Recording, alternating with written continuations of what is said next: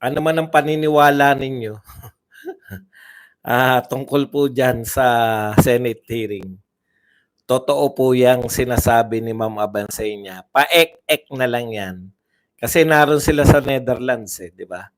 Ang tanong sa kanya ng reporter, "Kumusta po? Akala nga ni Ma'am Abansenia yung umaasa pa ba sila na magkakaroon ng katarungan?" Yung tinatanong ng kung sino man yung nagtatanong tungkol dito sa ICC, 'di ba? Siyempre, maasa talaga tayo na makakamit din natin ng katarungan. Alangan namang magnega ka diyan, 'di ba? Gano'n talaga. Pero, dagdag pa ni Mama Bansay niya nung na-realize niya na ang tinatanong pala ay tungkol sa Senate hearing.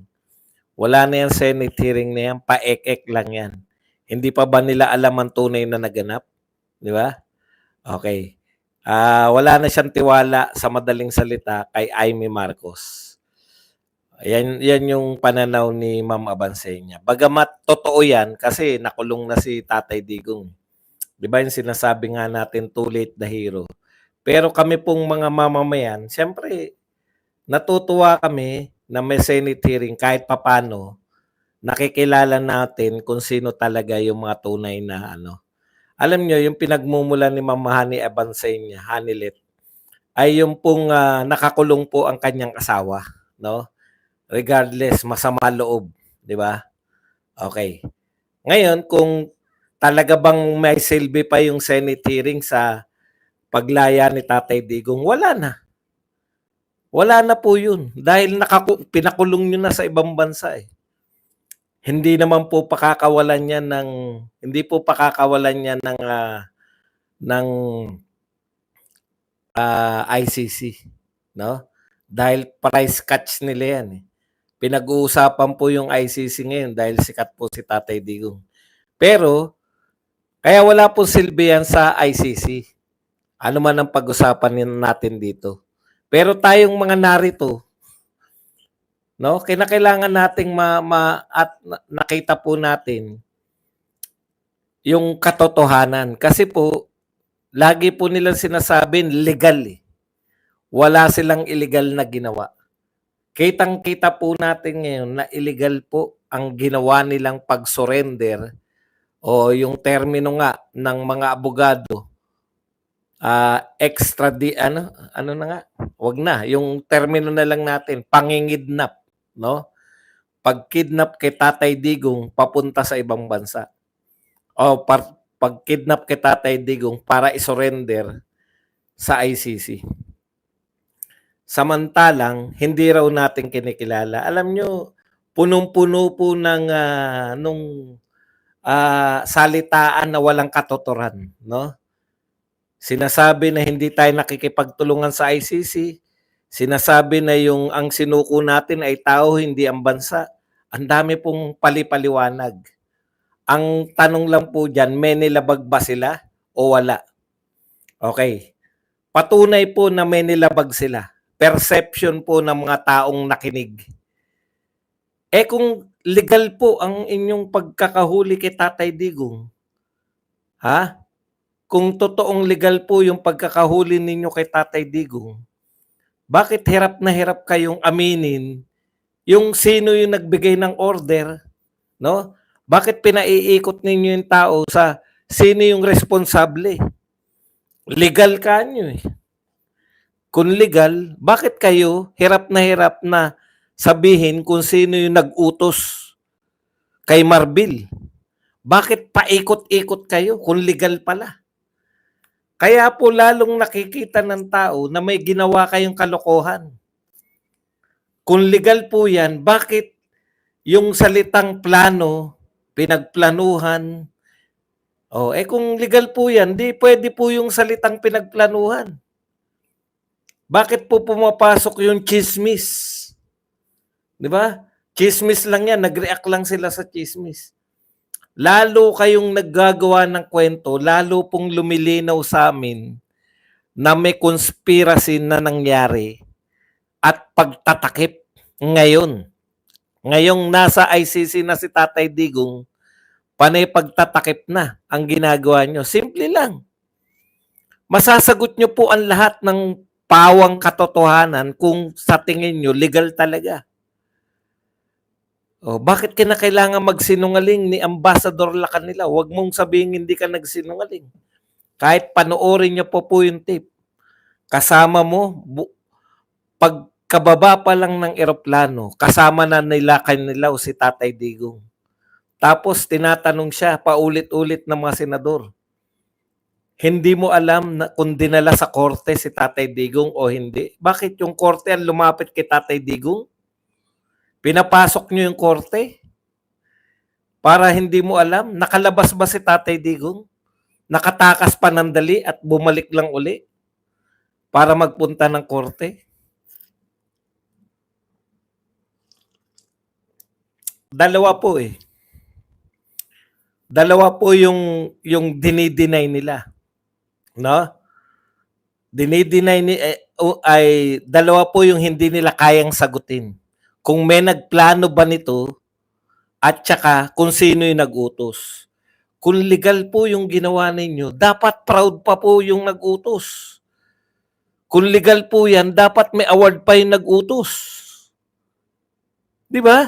Kasi legal eh. Nakadagit kayo ng malaking tao. Eh dahil hindi legal, hindi nyo maamin kung sino yung nag-utos para gawin ni Torre yung panghuhuli. Ang pinakamalaking yung pagkakamali, ako sa tingin ko nagkabiglaan sila eh. Sa tingin nila, si Torre na aamin ng lahat. Ito kitang-kita ko. Kumbaga, hindi po to news. Ito po ang opinion ko sa nakita natin, no? Yung biglang nagturo si Torre kung sino ang nag-utos sa kanya, doon po sila nataranta eh. Kaya nagtanong si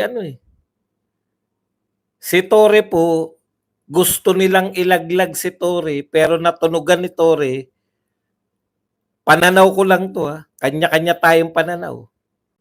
Halatang halata eh. Di ba?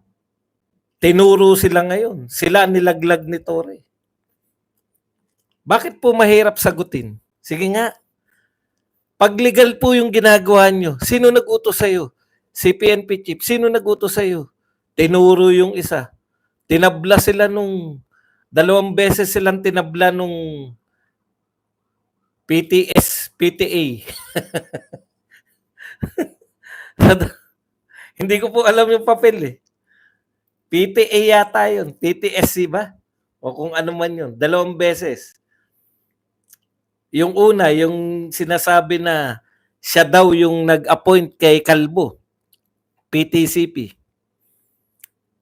Dininay niya, di ba? Paano kita i-appoint? Mas mataas ka. I-appoint ka na mas mababa sa'yo. Wala na po sa logic eh. Yung pagsisinungaling nila eh.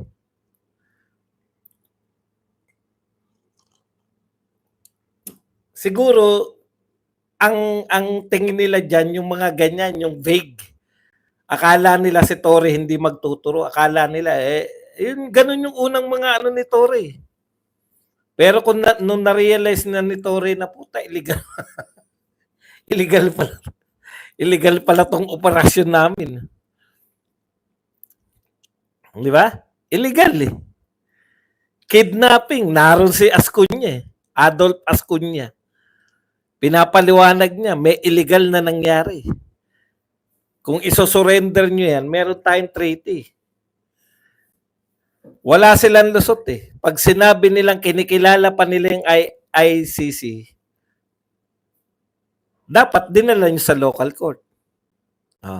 Pag sinabi nilang hindi nila kinikilala, bakit nyo ibibigay kung hindi nyo kinikilala? Paano kayo magsosurrender sa entity na hindi nyo kinikilala? Wala pong lusot, pareho pong illegal ang ginawa ninyo. Ngayon, yung kinakatwiran ng ibang press, alam mo naman yung mga press natin, alam nyo na kung sinong kakampi, di ba? Paano hindi gagaling si Bato? Dating PNP chief yan. Marunong po yan sa alam niya po kung sino yun. Nagsisinungaling. Opo, opinion ko po to. Wala kayong pakialam sa opinyon. Alam niyo, opinyon ko to. Alam niyo po yan. Balita to. Hanggang ngayon ba hindi niyo pa po alam? Ang ginagawa ko po rito, binabasa ko yung balita, pinipresent ko yung balitang alam niyo na lahat. Kaya wala po akong fake news dito. This is purely my opinion. Pwede po kayong tumanggi, pwede po kayong kumalaban at ginagalang ko po yan. Ako lang yatang galit pag binubura kayo. Kailan pa naging masama ang magkaroon ng opinion? Ganyan kasi ang utak ninyo. Pag nakakontra sa amo nyo, opinion mo lang yan. Kasi demonyo kayo. Until. No? Ako, ayoko naman po sana mangyari. No?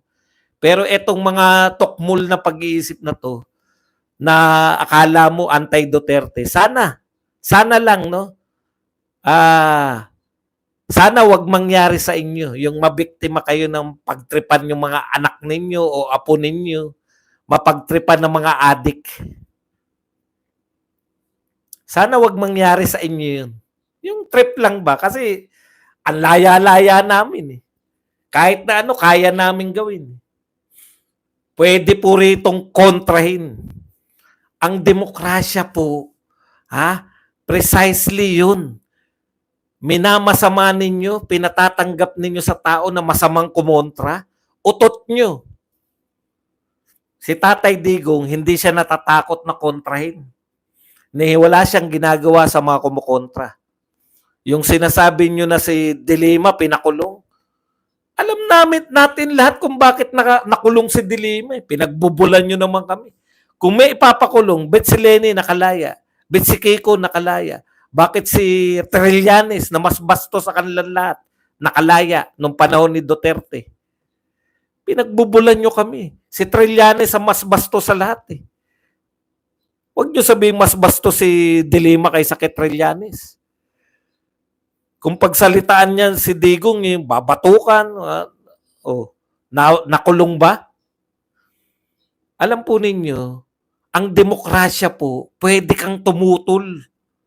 Dito, sa panahon na to, putya, ano kayo Sinabihan mo ako ng gago 3 oras kung 3 oras yata sinalang si Joy dun sa salitang gago na yun.